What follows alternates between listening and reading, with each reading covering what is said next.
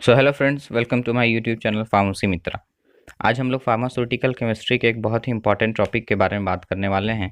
आज का हमारा टॉपिक है एंटी ट्यूबरकुलर ड्रग। तो चलिए शुरू करते हैं इस वीडियो को।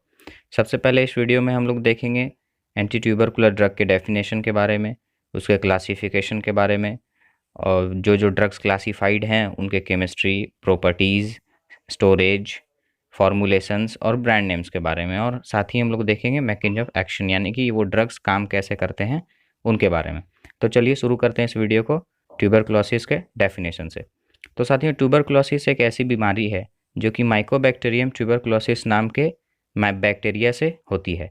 साथ ही यह बीमारी जो है पूरे वर्ल्ड में बहुत ही कम्युनिकेबल बीमारी है, और वैसे लोग जो एड्स से ग्रसित हैं उनको यह बीमारी होने की अधिक संभावना रहती है। तो साथियों, वैसे ड्रग्स जो कि ट्यूबरकुलोसिस काउज करने वाले बैक्टीरिया के ऊपर में अपना इफेक्ट दिखाते हैं और ट्यूबरकुलोसिस को रोकते हैं या बचाते हैं, उनको हम लोग एंटी ट्यूबरकुलर ड्रग्स कहते हैं।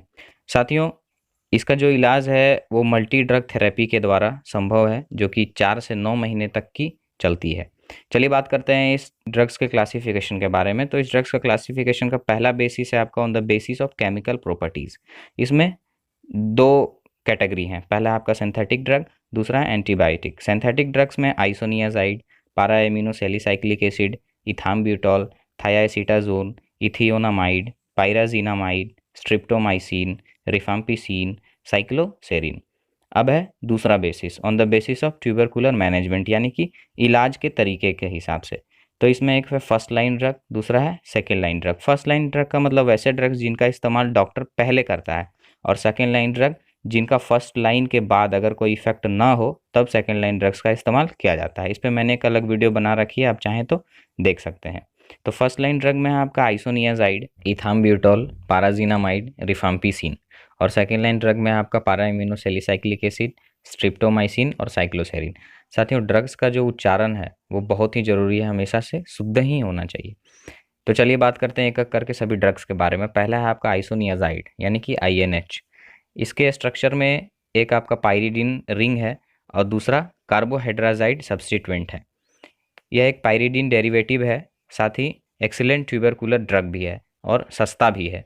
यह एक हाइड्राजाइड आइसोटोनिक एसिड भी है, यानी कि हाइड्राजाइन डेरिवेटिव है। साथ ही बैक्टीरिसाइडल है, यानी कि बैक्टीरिया के ग्रोथ को रोक देता है।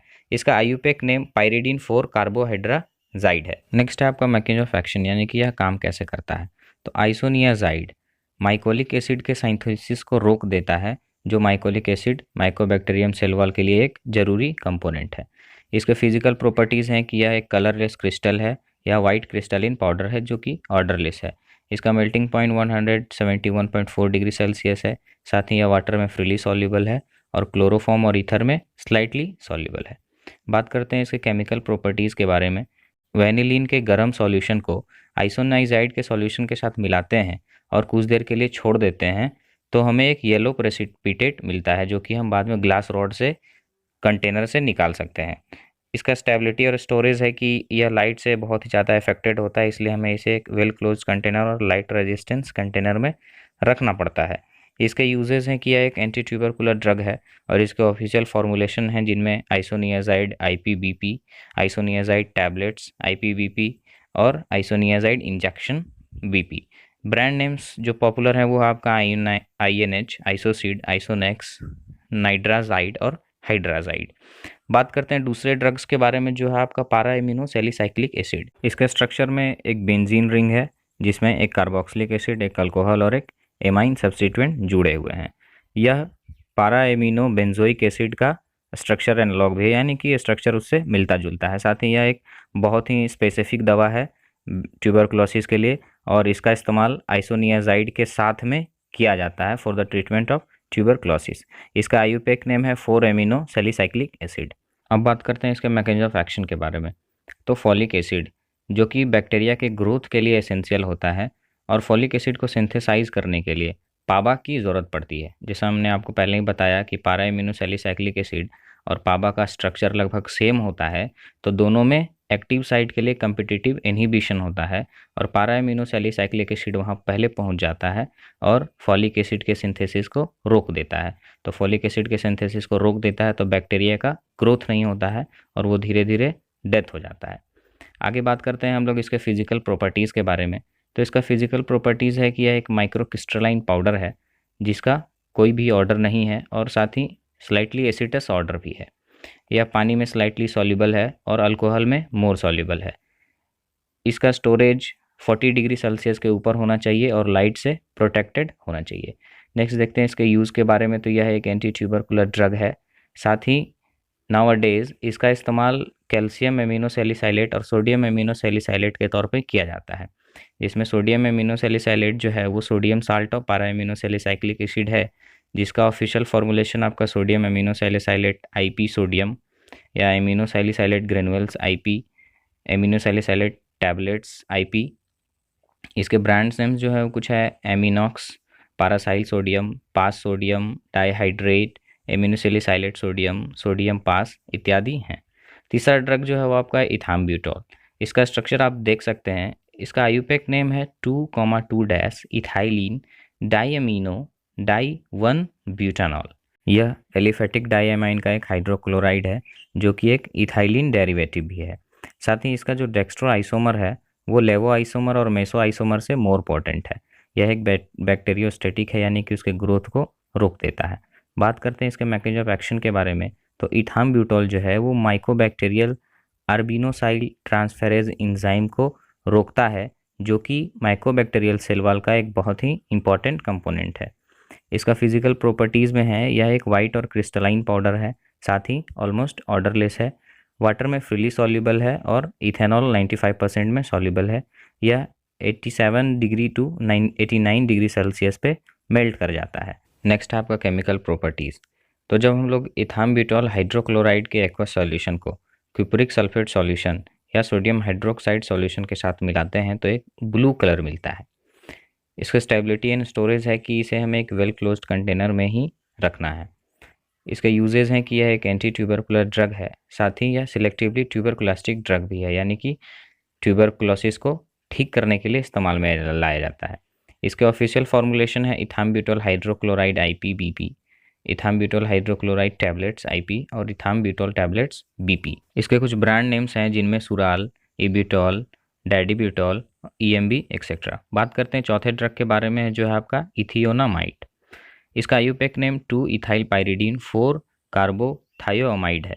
यह एक थायोमाइड सब्सटीट्यूटेड आइसोटोनिक एसिड है जिसके सेकंड पोजीशन पे इथाइल ग्रुप है और फोर्थ पोजीशन पे कार्बोथायामाइड है और इसमें एक पायरिडीन रिंग भी है। नेक्स्ट है आपका फिजिकल प्रॉपर्टीज़। इसमें येलो कलर के क्रिस्टल होते हैं जो कि क्रिस्टलिन पाउडर के फॉर्म में भी पाया जाता है। यह ऑर्डरलेस होता है, वाटर में प्रैक्टिकली इनसॉल्युबल है और क्लोरोफॉर्म और ईथर में सॉल्युबल है। नेक्स्ट है आपका केमिकल प्रॉपर्टीज़। केमिकल प्रॉपर्टीज़ में जब हम लोग इथोनियामाइड के मिथेनॉल सॉल्यूशन में सिल्वर नाइट्रेट मिलाते हैं तो हमें एक डार्क ब्राउन प्रेसिपिटेट मिलता है। नेक्स्ट है आपका stability and storage.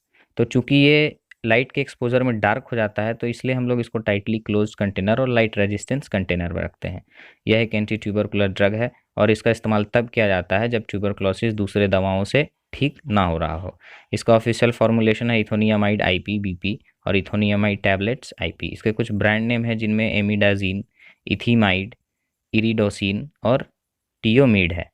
Next drug है आपका पायरेजिनामाइड। तो पायरेजिनामाइड एक पायरेजिन डेरिवेटिव है जो कि इसके 3 कार्बोक्सामाइड डेरिवेटिव में आता है। यह वाइट क्रिस्टलाइन पाउडर है जिसका कि ऑर्डर नहीं है। साथ ही यह 188 एंड 191 डिग्री सेल्सियस पे मेल्ट हो जाता है। वाटर और क्लोरोफॉर्म में स्प्रैंगली सॉल्युबल है और इथेनॉल में स्लाइटली सॉल्युबल है। नेक्स्ट है आपका केमिकल प्रॉपर्टीज़। तो जब हम लोग पायरेजिनामाइड को सोडियम हाइड्रोक्साइड सॉल्यूशन के साथ में बॉईल करते हैं तो अमोनिया गैस रिलीज होता है जिसको कि हम लोग उसके स्मेल से पहचान सकते हैं। इसको हम लोग वेल क्लोज कंटेनर में स्टोर करके रखेंगे। यह एक एंटी ट्यूबरकुलर ड्रग है और लीवर के लिए टॉक्सिक भी है। इसके ऑफिशियल फॉर्मुलेशन में है पायरेजिनामाइड IPBP और पायरेजिनामाइड टैबलेट्स IPBP। कुछ ब्रांड नेम्स हैं जिनमें यूनिप्रामाइड, जीनामाइड, पिरिलीन और एडिनामाइड आते हैं। अगला ड्रग है आपका थायोएसिटाजोन। यह एक्चुअली पारा एसिटाइल एमिनो बेंजाइल डिहाइड का थायोसेमी कार्बाजोन है। इसके फिजिकल प्रॉपर्टीज़ देखते हैं तो यह एक पेल येलो क्रिस्टल और क्रिस्टलाइन पाउडर में आता है जो कि ऑर्डरलेस होता है। इसका मेल्टिंग पॉइंट बहुत हाई है 225 टू 230 डिग्री सेल्सियस। वाटर में स्लाइटली सॉल्युबल है, इथेनॉल में भी स्लाइटली सॉल्युबल है, एसीटोन, बेंजीन, क्लोरोफॉर्म और ऑर्गेनिक सॉल्वेंट्स में इनसॉल्युबल है। इसके यूजेस के बारे में देखते हैं तो यह एक एंटी ट्यूबरकुलर ड्रग है जो कि बहुत ही कन्वीनियंट है और लो कॉस्ट ड्रग भी है। साथ ही इसको हम लोग कॉम्बिनेशन के तौर पे इस्तेमाल करते हैं। इसका ऑफिशियल फॉर्मुलेशन है thiacetazone IP, thiacetazone and isoniazid tablets IP. कुछ ब्रांड नेम्स हैं जिनमें थायोसिटाजोन, थायोजोन, टेबालोन, माइविजोन, लीवाजोन एक्सेट्रा। बात करते हैं अगले ड्रग के बारे में जो है हमारा सातवां ड्रग रिफाम्पिसिन। तो रिफाम्पिसिन एक साइक्लिक पॉलीपेप्टाइड एंटीबायोटिक है जो कि स्ट्रिप्टोमाइकस मेडिटेराइनी नाम के एक ऑर्गेनिज्म से बनाया जाता है। इसका फिजिकल प्रॉपर्टीज़ के बारे में बात करें तो यह ब्रिक रेड या रेडिश ब्राउन क्रिस्टलाइन पाउडर में आता है जो कि ऑर्डरलेस है। साथ ही इसका melting point 183 to 188 degree Celsius है। वाटर में वेरी स्लाइटली सॉल्युबल है। साथ ही एसीटोन और इथेनॉल में भी स्लाइटली सॉल्युबल है और क्लोरोफॉर्म और मिथानॉल में सॉल्युबल है। इसका स्टेबिलिटी एंड स्टोरेज में देखें तो यह ऑक्सीजन और लाइट से अफेक्ट होता है, इसलिए हम लोग इसको टाइटली क्लोज्ड कंटेनर में रखते हैं। लाइट रेजिस्टेंस कंटेनर में भी रखते हैं और ठंडे जगह पर रखते हैं जहाँ का एटमॉस्फेयर नाइट्रोजन का हो। रिफाम्पिसिन एक एंटी ट्यूबरकुलर ड्रग है। साथ ही यह बैक्टीरिसाइडल भी है यानी बैक्टीरिया को किल करने वाला, जिसका इस्तेमाल ग्राम पॉजिटिव बैक्टीरिया और ग्राम नेगेटिव बैक्टीरिया को भी मारने के लिए किया जाता है। इसका इस्तेमाल हम लोग आइसोनियाजाइड के साथ में करते हैं। साथ ही इसका इस्तेमाल लेप्रोसी और मेनिनजाइटिस के ट्रीटमेंट में भी किया जाता है। बात करते हैं इसके ऑफिशियल फॉर्मुलेशन के बारे में तो है rifampicin IP BP, rifampicin capsule IP BP, rifampicin oral suspension BP. इसके कुछ ब्रांड नेम्स हैं जिनमें रिफाम्पिन, रिफाडीन, रिफाल्डीन और रिफा। अगला ड्रग है हमारा आठवां ड्रग साइक्लोसेरिन। साइक्लोसेरिन एक आइसोऑक्साजोलिडीन डेरिवेटिव है जिसका कि स्ट्रक्चर बहुत ही सिंपल है। साथ ही यह एक कीटोन है जो इनोलिक फॉर्म में इक्विलिब्रियम में रहता है। बात करते हैं इसके फिजिकल प्रॉपर्टीज़ के बारे में तो यह वाइट या पेल येलो क्रिस्टलिन पाउडर है। साथ ही हाइग्रोस्कोपिक इन नेचर यानी वाटर एब्जॉर्बिंग इन नेचर है। यह वाटर में फ्रीली सॉल्युबल है और इथेनॉल में वेरी स्लाइटली सॉल्युबल है। साथ ही क्लोरोफॉर्म और ईथर में इनसॉल्युबल है। देखते हैं इसके केमिकल प्रॉपर्टीज़ के बारे में तो जब हम लोग साइक्लोसेरिन को सोडियम हाइड्रोक्साइड सॉल्यूशन के साथ में डिसॉल्व करते हैं और उसमें डाइल्यूट एसिटिक एसिड और फ्रेशली प्रिपेयर्ड सोडियम नाइट्रोपिरोसाइड मिलाते हैं तो हमें एक ब्लू कलर मिलता है। इसको हम लोग एक वेल क्लोज्ड कंटेनर और एक ठंडे जगह में स्टोर करके रखते हैं। देखते हैं इसके यूजेस के बारे में तो यह एक एंटी ट्यूबरकुलर ड्रग है। साथ ही इसका इस्तेमाल एक रेजिस्टेंस ट्यूबरकुलोसिस को ठीक करने के लिए किया जाता है और कभी कभी किया जाता है। देखते हैं इसके ऑफिशियल फॉर्मुलेशंस के बारे में तो यह cycloserine IP, cycloserine capsule IP और साइक्लोसेरिन टैबलेट्स आईपी। इसके कुछ ब्रांड नेम्स हैं जिनमें सेरोमाइसिन, डी साइक्लोसेरिन और साइक्लोसेरेनिया एट्सेट्रा। तो ये था आपका anti tubercular drugs. So very very thank you for watching this video. Hope आपको सभी पॉइंट्स समझ में आए होंगे। मिलते हैं अगले वीडियो में अगले कंटेंट के साथ।